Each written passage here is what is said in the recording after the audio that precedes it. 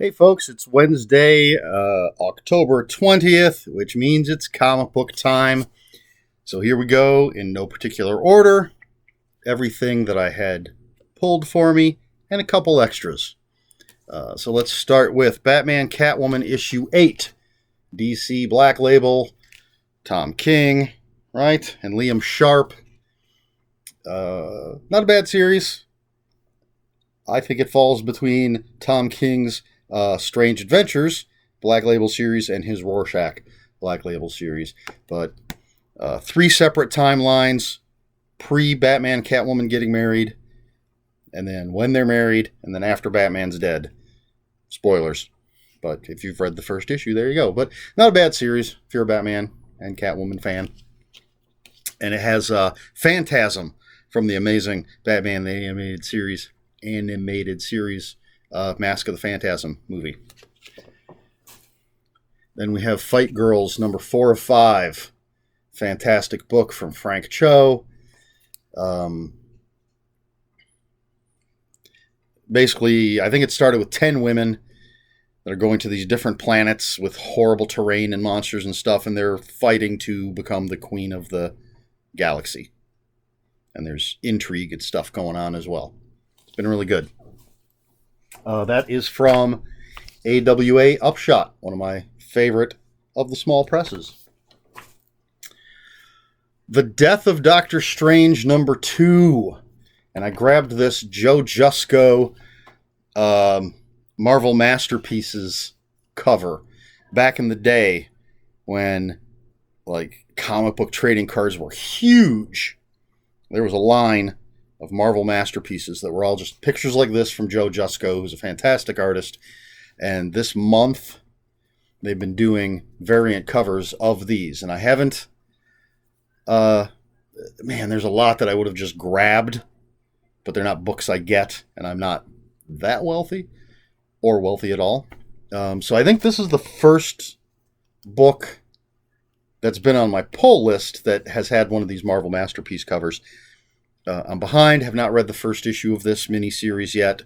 Does it tell me how many issues it is? It doesn't, but I think it's like 5 issues.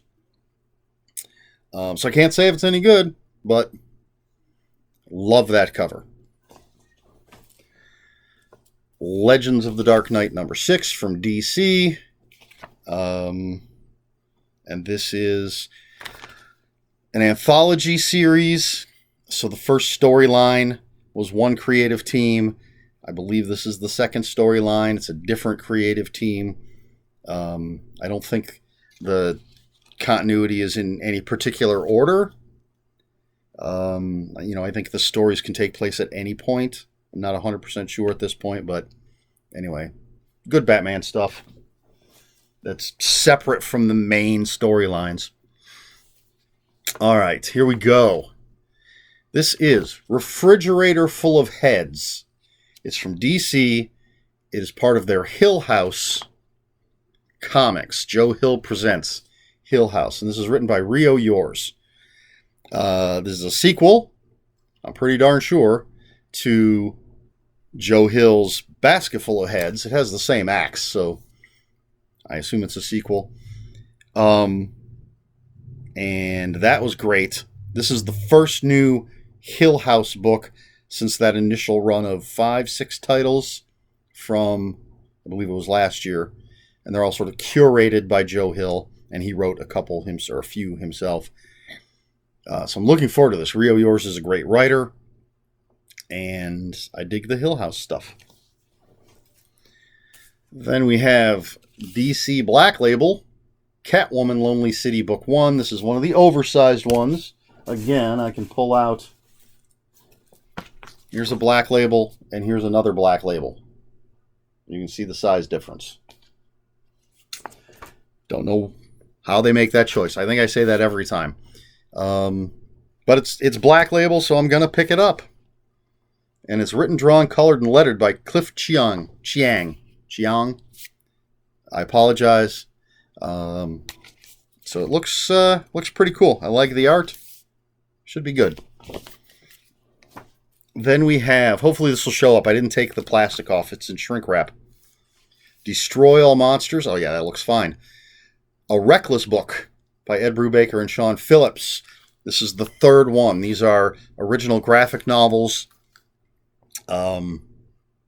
So I think the first one maybe came out at the end of last year. So this is the second one this year. Don't know when the next one's coming out. Ed Brubaker, Sean Phillips, one of the greatest creative teams in comic books. And this is just really, really cool stuff. It's from Image, and it came with a signed bookplate that I will be sticking into the book. Both Ed Brubaker, Sean Phillips signed it. So, man, these guys they're a great team. Good stuff. Can't wait to rip the shrink wrap off of it and read it. So that's it. That's all that I had pulled. And then I grabbed this off the shelf just to check it out. This is Gunslinger Spawn from Image Comics. So there's this whole, I don't know if you're familiar with Spawn, one of the original Image creations from Todd McFarlane. And they've been sort of pushing this sort of Spawn universe, expanding the Spawn world. And this is the first ongoing spin-off from that. But it's a Western style Spawn. So I definitely wanted to check it out. So obviously picked up the first issue. And we'll see how it is. Maybe I'll add it to my pull list. Maybe I won't. Maybe I'll read this, dig it, and then just wait for the collections to come out. Who's to say? Maybe I won't like it at all. But I picked it up just to see. I like to try new things. And then there was during the live show that they had, my comic book had, they do it twice a week normally. I'm going to pull this out of here because I just want to double check that I was not lied to.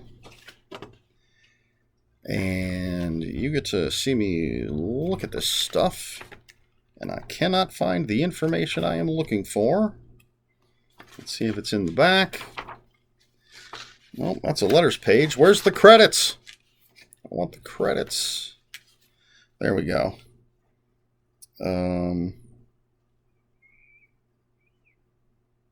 See? This is not what I was told. Not that it matters. I think it is. Huh. All right. Well.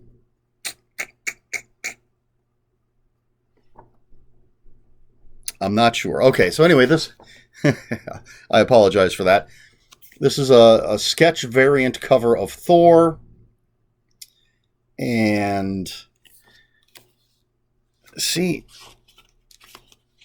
this says that the variant cover artists are Gabriel Del Otto, Steve Scroce, and Dave Stewart. So 3 different variants? I don't know. But I swear, when I bid on this at the auction, did I ever finish that part of it? During one of the live shows that my comic book store had, they were auctioning off some items, and I bid and won on this one. But I swear they said it was Peach Momoko. But I do not see... I'm not sure that's her style. And I do not see that there's a Peach Momoko variant. So... but then there's this little... I don't know if that is her signature. Let's see. Watch this. I'm going to do this. Oh... my battery power is low. That is not what I wanted. Let's go here. All right, while I'm doing this, that's it. That's all I picked up today. And so my question is based on... let's go. All right, so there's...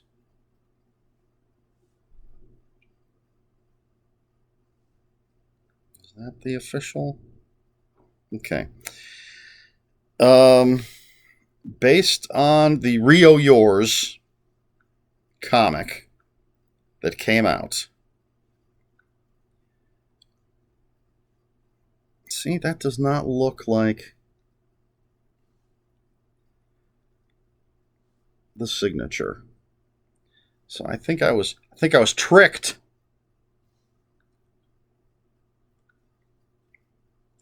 I don't think that's Peach Momoko. I don't know who that is.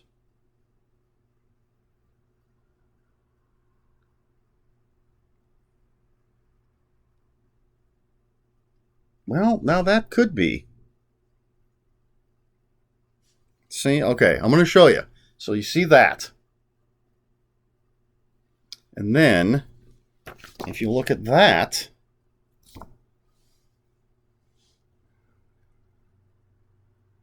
that could be the same thing.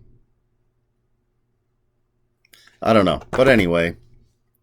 Okay, so, based on the Rio Yours book, the Hill House book, my question, it's two sides of the same question coin.